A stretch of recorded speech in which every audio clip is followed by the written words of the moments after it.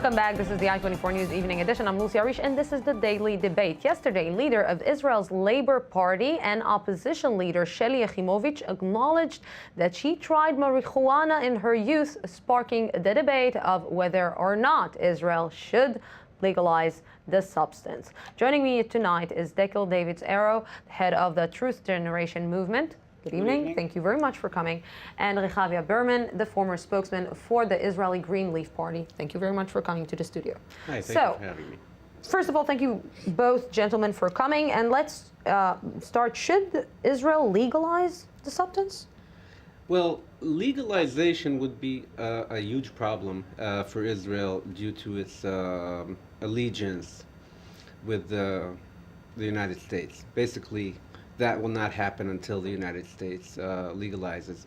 However, Israel could move away from draconian punishment and zero-tolerance policies towards a more enlightened policy of decriminalization and non-criminalization and leaving people alone.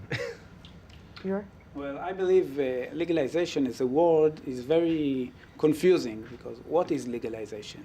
We don't want cannabis to be like tomato, but we do want cannabis. We do, what I meant to say, we don't want the police officers, 20,000 police officers, to go and act violent towards people that their only sin is to burn weed.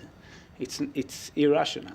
So I believe, not like my friend, I believe Israel should take the stand, and like Colorado and Washington states inside the United States, we can do major changes, and we should do. So after we heard your first statements, let's see at a report on the subject by i24 News reporter Mirav Sariv. Let's look. Appropriate. Politics and lies seem to go hand in hand, but how often do you combine those two with marijuana? Two Israeli politicians have found themselves on the hot seat in recent days for lies they may or may not have told about smoking.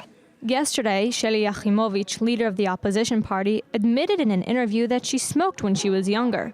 She then continued to call out fellow politician Yair Lapid for lying about marijuana. Lapid recently denied using drugs, but reports then surfaced saying otherwise, and several people admitted they smoked with Lapid in the past. But while Yachimovich was busy blaming Lapid for lying, it turns out she herself may not be telling the whole story. Just a year ago, she said in an interview with Israeli website Walla that she had never used any form of drugs. Yachimovich and Lapid aren't the first Israeli politicians to get caught up in the marijuana web. Several other politicians, such as Moshe Feiglin, Tamar Zandberg, and Miki Rosenthal, have openly admitted to recreational smoking. Currently, the use of recreational marijuana is illegal in Israel, and the use of medical marijuana is very limited. And the debate about legalizing cannabis is gaining momentum, specifically using it for medicinal purposes. Feiglin from the right wing and Zandberg, who is from the left, have both come out in full force saying it should be legalized, marking at least one debate players from both sides can agree on. So Dekel, let's try to understand, what is the status of Israel in front of the whole world? Well, the drug law in Israel states that the cannabis is a drug that have no medicinal use, which means that the medicinal licensing is not by a doctor prescription, but by a formal licensing. Like it's the same as sand mining licensing. And as far as the criminalization and the police activity, there are 25,000 arrests for personal possession only, and 10,000 arrests more. There are about 6,000 criminal courts actions, and about 80% of those actions end up with the criminal charges. Well, I think when you look at the whole world, that even in Iran, they don't wear jeans, but they can use cannabis, and they won't face criminal charges if it's only for small substances. I think we're one of the, of course, if you look at only the Western countries, we are one of the most severe punishment and the most severe agenda. So what is the fear of Israelis who are not willing to let cannabis be legalized in Israel? Well, speaking from, the opposite point of view, of course, from years of dealing with the subject, I've noticed several irrational fears. One is that if you suddenly stop the draconian punishment, there will be an epidemic of 12-year-olds getting high, and everybody will do it. And this, of course, not very logical. It's not that difficult to obtain marijuana in Israel if you really want to. People try it, people experience it, and most people decide not to make it a regular part of their lives, and nothing happens to them. And even those who do make it a regular part of their lives attend universities, and they're lawyers, and they're doctors, and they're bus drivers who smoke. On the, not when they're driving, I hope. You concern me right now, saying that bus drivers and now... Bus drivers are people too. But, I can understand maybe the point of view that how can you bypass, like in a case that Israel legalized the use of cannabis, how can you bypass it? How can you, for example, limit it? That children won't, like teenagers won't get the access like they're getting access to cigarettes. Because if a teenager wants to smoke a cigarette and wants to buy a pack of cigarettes, he can. Well, the real answer is education. This is the real answer. If you want, you can say you can prohibit by law the use of under 18 and minors, and you can prohibit by law the selling, and you can check the schools for trafficking, and it's fine. We can say it, but we know that with alcohol it doesn't work. We should be straightforward and say that even though there is today between 5% or 20%, depends on the research, of use of under 18 use of marijuana, and I don't know if this percent will rise or go down if it will be legalized, but of course that this issue cannot be the main justification for the criminalization of 18 years old plus. Yes, of course. So we're talking about that it's something that it's very used to, and we know about politicians and people who are bus drivers that it's very common. How big of a phenomenon is it in Israel? Oh, it's very, very widespread. Talk with me in numbers. I would estimate that there have to be at least 800,000 to 800,000 people who are using... To a million who smoke like once a month or more frequently. There are some reports about 50% of the students, which is something amazing. About 10% of the adults. About, as I said, about between 5% and 20% of the youth. In the Arab communities, there is about between 5% and 8%, a little less.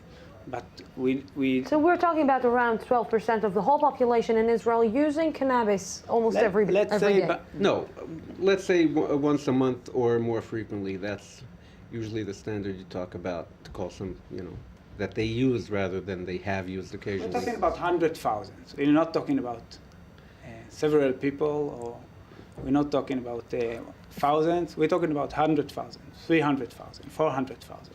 So can you, you were the spokesman of Green Leaf, and the Green Leaf Party, but I want to ask you, I know that you were the spokesman and you're supposed to talk pro this subject, but I want you to give me an against claim about the subject. Why not to legalize? There really isn't one. Not a good one, not one that'll hold water. There really isn't one. You can raise fears. You can say, oh my God, everybody will become a stoner. You can say, we'll have drug tourism. And, Israel can use tourism.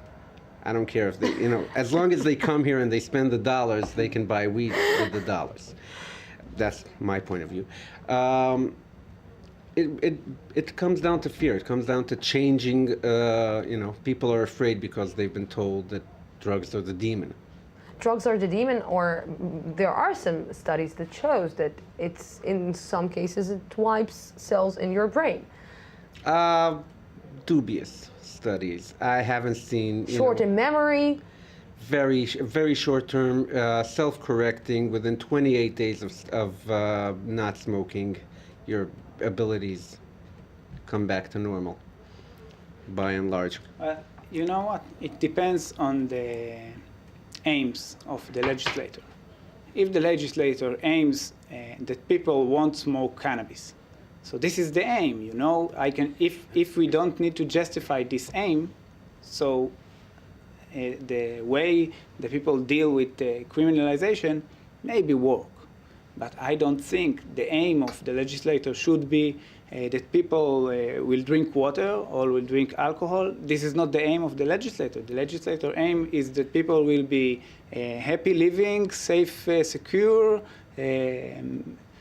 I don't know, a better life.